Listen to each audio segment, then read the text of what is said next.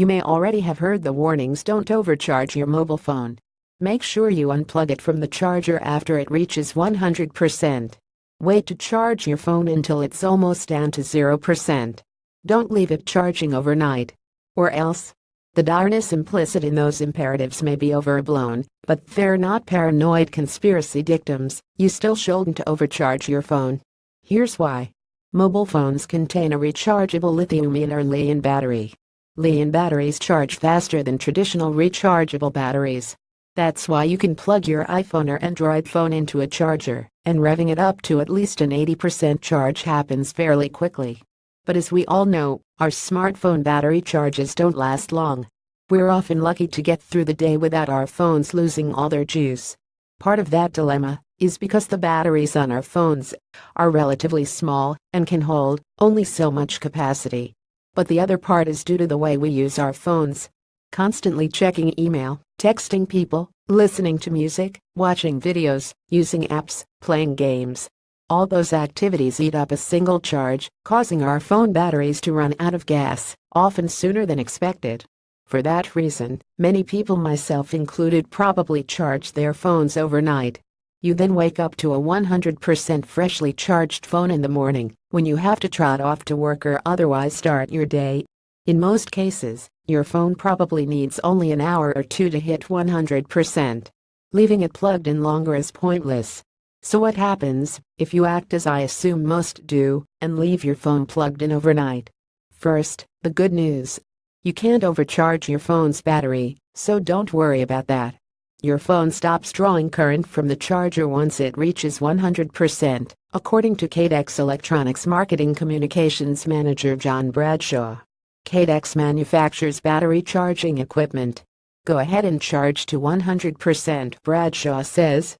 No need to worry about overcharging, as modern devices will terminate the charge correctly at the appropriate voltage. Ito Campos, spokesperson for battery maker Anker, echoes that sentiment.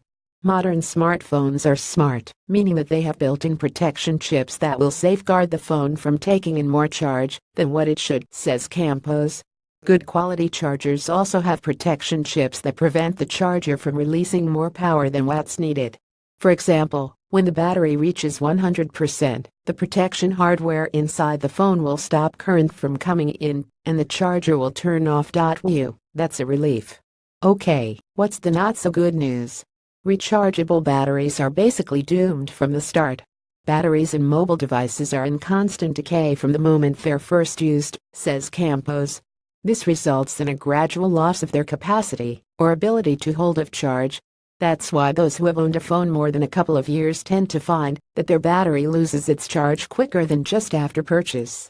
I've owned my current iPhone 6 for almost 3 years and have seen a significant drop in capacity, especially over the past few months. Charging and recharging the battery doesn't help. An Apple webpage about batteries cautions that the capacity diminishes after a certain amount of recharging, and that the capacity on Li-ion batteries diminishes slightly with each charging cycle.